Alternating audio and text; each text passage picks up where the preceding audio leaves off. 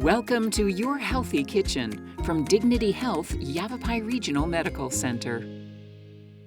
Welcome to YRMC's Your Healthy Kitchen. I'm your host, Rita Carey Rubin. You know, in so many ways, food affects how we feel, from that sense of satisfaction after a good meal to those positive feel-good emotions. What you eat affects your mood. And it may come as a surprise that the types of fat you eat each day can significantly impact brain health and mood. You know, research shows that diets low in omega-3 fatty acids are associated with an increased risk of memory loss, anxiety, and even depression. Omega-3 fatty acids are some of the most important nutrients for nerve and brain health. And these essential fats can't be made in the body, so that means we must take them in food. And they work to keep our brain and our nerve cells healthy, and one of their main jobs is to allow neurotransmitters to easily pass through the nervous system. And those neurotransmitters are just chemicals that relay information throughout our brain and nervous system, and then help determine our mood and memory, as well as the way our whole nervous system functions. So to help boost your intake of these essential fats, I have a deliciously easy recipe for you today that is packed with flavor and omega-3s. It's a simple salmon dish that's marinated in a flavorful sauce, baked, and then topped with a savory and bright, fresh herbs. So let's get cooking, and we'll talk more about those healthy fats. So salmon is one of the best sources of those omega-3s. Salmon and other fatty fish contain things called EPA and DHA. Those are shorthand for two of the essential omega-3 fatty acids. And research shows that just getting about a gram or two of those fatty acids really helps to stabilize our mood and keep a healthy nervous system.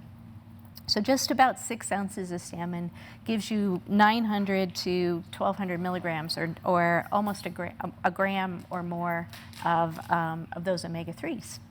So this is a really easy recipe for salmon and really, really delicious. So we just have some fillets. These were frozen and thawed, so easy to use. And we're going to make a marinade out of just a few ingredients. So I have some maple syrup, about 3 tablespoons of that. This one goes over here. And some tamari or soy sauce. And about 3 tablespoons of rice vinegar. You could use any kind of vinegar here. You could use lime juice. That would work really, really well. You just need a little acid.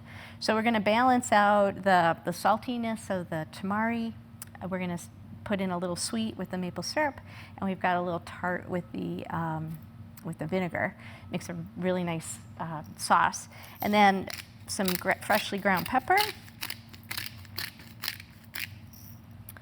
And just a pinch of salt.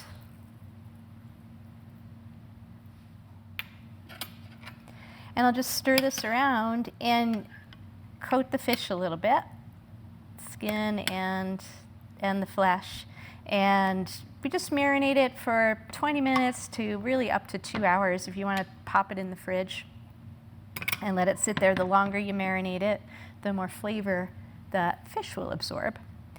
And to cook it, it's a simple, put it on a baking pan covered with aluminum foil, and you just broil it for maybe 5 to 7 minutes until the skin gets really crusty. So this is what it looks like when it's done.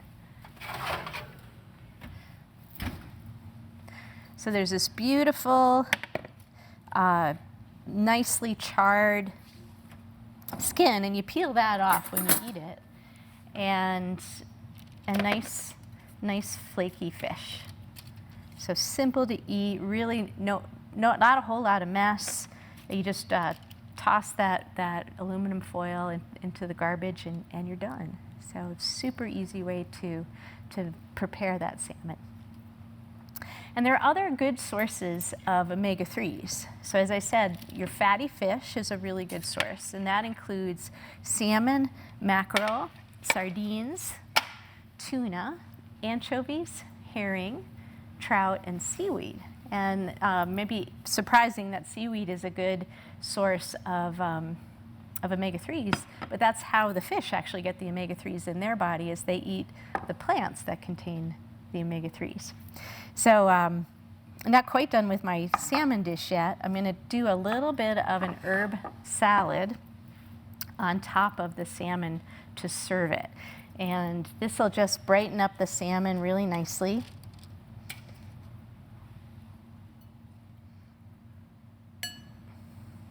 And it's just a little bit of cilantro, some chopped scallions. And we know that herbs and spices are also really good for dampening inflammation in the body. And scallions and cilantro are packed with those really beneficial phytochemicals, anti-inflammatory phytochemicals, and that when we reduce inflammation in the body, that also helps the nervous system. It cools everything down, essentially. So this combined with the salmon